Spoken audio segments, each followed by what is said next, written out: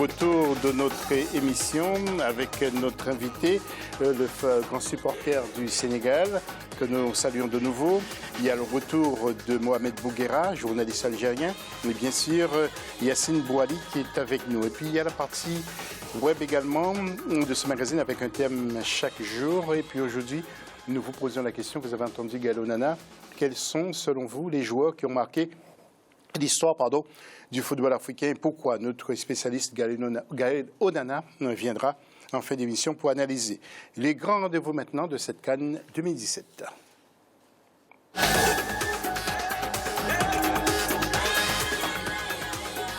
Voilà, et puis bien sûr, pour le sommaire, ce sont les grands rendez-vous, bien sûr, que nous allons retrouver. Alors, parmi ces grands rendez-vous, bien entendu, il y a ces affiches pour cette journée de vendredi, mais je voudrais quand même revenir sur le Gabon et surtout vous parler de ce fameux match Gabon-Burkina Faso qui a eu lieu mercredi. Et Douglas Toutoumé nous a adressé ce reportage. Revivez ce match. Le Gabon, pays organisateur de la CAN 2017, n'a pu faire mieux qu'un nouveau match nul mercredi face au Burkina Faso, un but partout, en match comptant pour la deuxième journée du groupe A.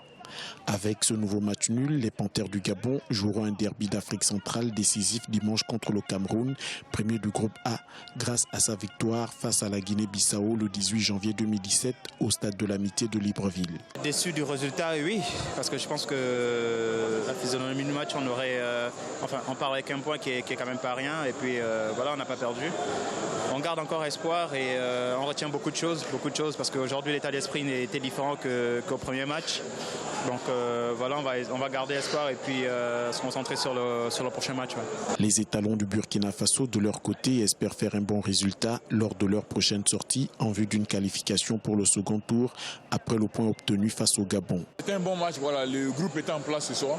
Et je pense qu'on fait un très très bon match et c'est dommage qu'on prenne un penalty. Voilà, si le but égalisateur, bon, voilà, c'est le football et on pense que à 2 points, normalement, je pense qu'on est bien parti pour se qualifier. Il faut seulement se préparer pour le dernier match pour faire un bon résultat. Logé dans le même groupe que le Gabon et le Burkina Faso, le Cameroun a réussi à sortir du piège tendu par les Bissau-Guinéens en remportant son deuxième match, non sans se faire peur. Ça devait être difficile, on s'attendait à ça. Ça n'a pas été comme on voulait. On voulait pas prendre de but, mais on l'a fait, il faut accepter. Maintenant, on va corriger un peu le jeu défensif et on va revenir dimanche plus fort. Au terme de cette deuxième journée, le Cameroun est seul en tête avec 4 points, suivi du Gabon et du Burkina Faso avec 2 points chacun. La Guinée-Bissau occupe ainsi la dernière place de ce classement provisoire avec 1 point. Voilà, donc dimanche, bien sûr, Gabon contre le Cameroun et puis l'autre rencontre, Guinée-Bissau, Burkina Faso. Messieurs, vraiment, en 2 mots, est-ce que vous voulez revenir sur ce match? Il veut revenir sur ces rencontres? Yacine, peut-être? Oui, justement, sur cette équipe gabonaise, franchement, elle n'a absolument rien montré lors de ces deux premiers matchs. Surtout... je ne les vois pas, franchement, battre le Cameroun pour y aller au deuxième tour. Ça va être très, très, très difficile pour eux. C'est vraiment, pour moi, c'est la plus grande déception de cette CAN. Si je peux ajouter, Burkina Faso, bonne surprise de la CAN. Ouais. C'est une des meilleures équipes de la compétition. Complémentaires, ils ont le cœur, ils ont des joueurs, c'est un bon mix de joueurs qui évoluent en Afrique et de joueurs qui évoluent à l'extérieur, c'est pas mal. Alors, bien sûr, messieurs, les affiches de ce vendredi 20 janvier avec le groupe C et à 16h GMT, il y aura un certain Côte d'Ivoire contre RD Congo et Maroc contre le Togo. Nous allons voir les affiches de ces duels pour faire un comparatif. Tiens, avec nous, donc Sambakor Diop, vous allez commenter avec nous, Côte d'Ivoire, avec 34e place au classement FIFA, et RDC 48e, 2e au classement Afrique et 6e pour la RDC, 3e participation Coupe du Monde, 3 participations, une pour la RDC, à la CAN 22 participations pour la Côte d'Ivoire et 16 pour la RDC, et puis Michel Dussier, l'entraîneur, Serge Aurier, meilleur joueur, Youssouf Moulumbu pour la RDC, Florent Mengue, le sélectionneur. Alors, mon cher Samba, comment voyez-vous cette rencontre entre ces 2 grosses pointures quand même de l'Afrique? Alors moi, je mettrais une pièce sur la Côte d'Ivoire. Effectivement, les classements FIFA, pour moi, ça ne veut pas dire grand-chose parce que la vraie réalité, c'est la réalité du terrain. Mais je mettrai une pièce sur la Côte d'Ivoire, effectivement. Eh ben moi, je mettrai une grosse pièce sur la RDC. Les Léopards, je les sens bien, là, ils sont de retour. Les Léopards, c'est cette année ou jamais, je pense. Ils ont une bonne génération, ils ont des pros qui répondent, qui allaient avant jouer chez les Belges et chez les Français, qui maintenant viennent au pays. Ils ont notamment Cédric Bacan en but. Il y a Bolaïsé qui n'est pas là parce qu'il s'est blessé. Il y a Dieu merci Mbokani. Il y a une ossature de Mazin, locaux du TP Mazin B. Le gardien de but. C'est des joueurs qui ont travaillé dans leur pays à la fois, qui ont un championnat fort et qui ont en même temps une diaspora forte. Moi, je mettrais une forte pièce sur eux. Les Léopards, en plus, on les voit, le groupe, il vit bien. Moi, j'ai vu des vidéos d'eux, ça parle lingala, ça rigole. On sent qu'il y a un esprit de corps. Oui, et puis il faut quand même signaler que la RDC qui termine 4e il y a 2 ans de ça du côté de la Guinée veut se racheter, même si elle avait battu la RDC avait battu la Guinée, mais la RDC était potentiellement une équipe qui devait terminer sur la 2e place du podium, donc veut se racheter cette année. Oui, ils vont essayer de se racheter, mais pas contre la Côte d'Ivoire. Bon, on ne peut pas enterrer... Donc la RDC ne pourra pas battre la Côte d'Ivoire. Si, ils peuvent battre sur un match. Aujourd'hui, je l'ai toujours dit, il n'y a plus de petites équipes en Afrique, mais il y a plus de grandes équipes en Afrique. Donc le niveau s'est beaucoup rapproché entre ces sélections africaines, mais la Côte d'Ivoire reste quand même cette équipe qui est capable du meilleur comme du pire. Certes, il faut savoir qu'ils ont perdu un pilier en la personne de Yaya Touré qui était le catalyseur de cette sélection. C'était lui le grand frère qui est fédéré parce qu'ils sont souvent minés par les relations entre joueurs narcissiques. C'est très compliqué, à la différence de la RDC où il y a vraiment un très bel esprit d'équipe. Surtout, moi, là où je miserais la pièce sur la RDC, sur son entraîneur Ibengue, qui est un entraîneur issu du continent, qui a prouvé par le passé, par son passage au club de Kinshasa, il a montré toute sa compétence. Aujourd'hui, c'est la problématique de ce qu'il faut poser comme question. Ce sont tous ces entraîneurs africains qui entraînent les sélections africaines, qui sont en train de damer le pion à tous ces entraîneurs, ce que moi j'appellerais les mercenaires, qui entraînent les autres sélections africaines à l'image Camacho, le sélectionneur de l'Algérie aujourd'hui. Franchement, est-ce qu'un grand pays comme l'Algérie mérite un petit entraîneur comme celui qu'on a vu aujourd'hui?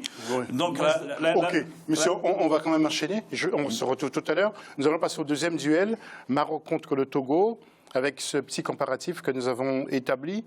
Et vous allez voir donc tout de suite avec... la 57e place pour le Maroc, 91e pour le Togo de Claude Leroy, 10e pour le continent africain pour le Maroc, 23e pour le Togo, 4 participations en Coupe du Monde pour les Marocains, 1 seulement pour le Togo. Mon cher Samba, ça vous inspire une réaction, ce tableau, ces stats? Est-ce que vous y croyez? Hervé Renard, l'entraîneur, ça va être 2 chocs entre 2 entraîneurs, hein? Ça va être effectivement 2 chocs et on aura un entraîneur qui, pour le coup, a déjà gagné 2 CAN. Si je peux me permettre, ça va être un entraîneur et son gendre. Parce qu'à une époque, le beau-père de Hervé Renard, c'était Claude Leroy. C'est son mentor. Aussi. Un entraîneur qui a gagné 2 CAN. Vous voulez parler bien sûr de Claude Leroy, pas de Claude Leroy, d'Hervé Renard. Hervé Renard, mais Claude Leroy aussi. Il a un palmarès. Il a un palmarès, mais qui s'est arrêté en 90 avec le Cameroun. Oui, mais donc, oui. 88. Donc, mais il mérite du respect, Claude Leroy. Oui, il mérite du respect. Mais je pense qu'aujourd'hui, en Afrique, ce qu'il faut pour gagner, c'est d'avoir un entraîneur qui est capable de galvaniser les troupes. Mais est-ce que vous avez vu, vous avez regardé le match entre le Togo et le premier match, le Togo-Côte d'Ivoire? Oui, vous l'avez regardé? Oui, vous avez vu l'équipe de Togo? Vous avez vu le match du Maroc contre... J'ai vu le Togo jouer, mais moi je mettrais encore ma pièce sur le Maroc. Moi je mettrais les éperviers. Mais le Togo a posé des problèmes, hein, à Côte d'Ivoire. Énormément de problèmes. Ils auraient pu même remporter le match sans que personne aurait crié gare. Alors, messieurs, très sincèrement, je ne suis pas un grand spécialiste, je connais un peu le football, mais je vois mal le Maroc battre le Togo. Très sincèrement, je vois mal le Maroc. Ça va peut-être se terminer par un nul, mais Claude Leroy ne va rien lâcher avec son équipe. Rien. Le Maroc sont victimes justement de leur entraîneur. Je pense qu'ils ne profitent pas de c'est-à-dire de l'effectif, de la richesse de l'effectif que possède le Maroc. Il les fait pas bien jouer. Donc aujourd'hui, je pense que... Et il n'y a pas longtemps qu'il est arrivé non plus. Miné par les blessures aussi. Le Maroc, il a eu 5 absents. Il y a 11 joueurs absents. 11 joueurs absents en tout, c'est énorme, dont les plus connus. Et les Togolais, c'est ces équipes qui ne payent pas admin, qui sont un condensé de Ligue 2, tout ça. Mais c'est des joueurs qui ont le cœur et qui jouent pour les éperviers à fond et qui ont des supporters derrière eux. Il y a le président de la République derrière qui pousse. Les Togolais, c'est pendant la CAN, attention. Ça va pas être facile. Ça va pas être facile du tout. De toute façon, aucun match n'est facile au niveau de cette CAN. On a aujourd'hui au moins 7-8 équipes sérieuses qui peuvent prétendre au trophée. Donc aucun match ne sera facile. Par contre, il faut vous méfier des premiers matchs. Le Sénégal a montré un tout autre visage comparé à son match contre la Tunisie où on a subi pendant 45 minutes. Mais a gagné. On a gagné, mais on a subi pendant 45 minutes. Donc le Maroc, je pense, va nous montrer un autre visage que celui que nous avait montré lors du premier match. Oui, mais le Togo ne va pas lâcher. Je connais bien Claude Leroy. Claude Leroy ne lâche pas comme ça. Et le Togo, ils ont une arme secrète qui s'appelle Cheyi. Cheyi Adebayor qui peut dormir pendant 89 minutes et se réveiller. Et nous en planter un comme ça derrière les fagots, on ne sait pas. Non. Oui, et Gaël Onana nous attend pour la synthèse.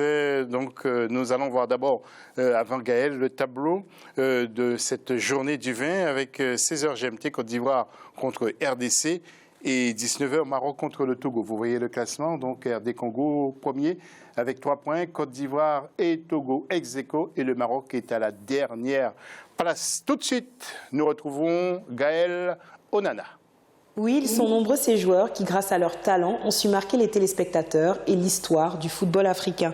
Qui sont donc les maîtres du ballon rond en Afrique? Voici les avis de nos fidèles téléspectateurs et internautes. Commençons par la réaction de Clément Senta qui nous écrit depuis Paris en France. Il a été marqué par Didier Drogba, ivoirien, qui a été le premier joueur d'une sélection africaine à marquer contre le Brésil en Coupe du Monde, et par Samuel Eto'o, camerounais, pour sa longévité au sein de l'équipe nationale. Adrien Moncam, quant à lui, qui nous écrit depuis Nancy en France également, précise qu'il faut distinguer 2 types de joueurs pour répondre à cette question. Tout d'abord, les joueurs d'origine africaine qui ont eu une grande carrière en club, donc généralement en Europe, qui ont de facto été des ambassadeurs de l'Afrique. Pour cette catégorie, il cite Didier Drogba de la Côte d'Ivoire, El Hadji Diouf du Sénégal et Okocha du Nigeria. L'autre catégorie, ceux qui ont porté les couleurs d'une nation dans les compétitions continentales et même mondiales. Là, il cite Roger Mila du Cameroun et Michael Essien du Ghana. Bertrand Essumba de Douala au Cameroun cite lui aussi Roger Mila, qu'il considère comme le meilleur joueur du XXe siècle, et également George Weah du Libéria. Pour Lorenzo, qui nous écrit depuis Kinshasa, sans aucun doute, c'est Mutungula qui a porté haut les couleurs de l'Afrique avec ses 9 buts marqués lors d'une Coupe d'Afrique des Nations.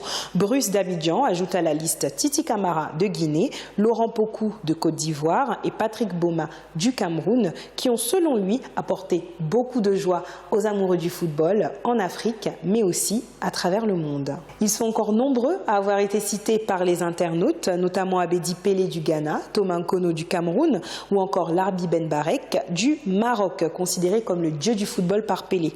Pour la prochaine émission, focus sur les nations, cette fois-ci qui ont marqué l'histoire du football en Afrique. Bien évidemment, vous pouvez d'ores et déjà nous envoyer toutes vos réactions à travers nos canaux habituels, notre hashtag A24CAN 2017 et notre adresse email can.gabon2017@africa24tv.com. Et ça nous fait plaisir, vous êtes vraiment très très nombreux à intervenir sur nos réseaux sociaux et nous retrouvons bien sûr Gaël Onana dès la prochaine émission. Messieurs, vous avez vraiment 10 secondes à peu près pour tirer la conclusion. Samba Diop, on commence par vous. Un petit mot. Alors c'est une belle CAN. Ce que je trouve un peu dommage, c'est le fait que les stades soient vides. Donc je pense qu'il manque cette ambiance, ce folklore pour cette CAN. Oui, Mohamed, pardon, Bouguera. Moi j'ai juste un coup de gueule. Il n'y a pas une Afrique blanche, il n'y a pas une Afrique noire, il y a une Afrique. Moi, quand j'étais petit, il n'y avait pas Facebook, il n'y avait pas Internet. On passait des super cannes, on allait dans les bistrots, les bars, on parlait avec les copains. Là, je lis des choses sur Facebook, des propos ignobles, c'est pas normal, des deux côtés. L'Afrique est unie, indivisible. On est là, on représente le continent, c'est la fête. Donc je conseille à tous les gens qui ne sont pas contents d'aller voir autre chose. Il y a l'Euro, il y a la Liga, et nous laisser entre nous. Parce que nous, on aime ce continent et on aime ce football-là. Oui, il y a beaucoup d'insultes sur Facebook, j'ai vu ça aussi. Yacine, un tout dernier mot. Franchement, après ce qu'il vient de dire, je pense qu'il ne faut plus rien rajouter. Je rejoins ce que Momo a dit. Très important que la CAN reste une fête, pas autre chose. Oui, tout à fait. Et puis ceux qui sont vraiment, qui méprisent, qui insultent sur Facebook, vraiment calmez-vous parce que c'est que du football. Merci en tout cas à Mohamed Bouguera d'être venu sur le plateau. Je souhaitais vraiment vous avoir sur le plateau. Et vous m'avez fait vraiment ce cadeau de venir. Moi aussi, en tant qu'Africaniste, c'est un peu notre ambassade ici. C'est une fierté d'être ici. Exactement, exactement. Et Patrice, comment dirais-je, a dit la même chose que vous. Patrice Loco, pardon. Merci aussi à Samba et merci aussi à Yacine. Merci également à Samy d'être venu. Et puis on se dit à très vite pour une prochaine émission sur Africa 24. Restez nos fidèles, bien sûr. À très vite.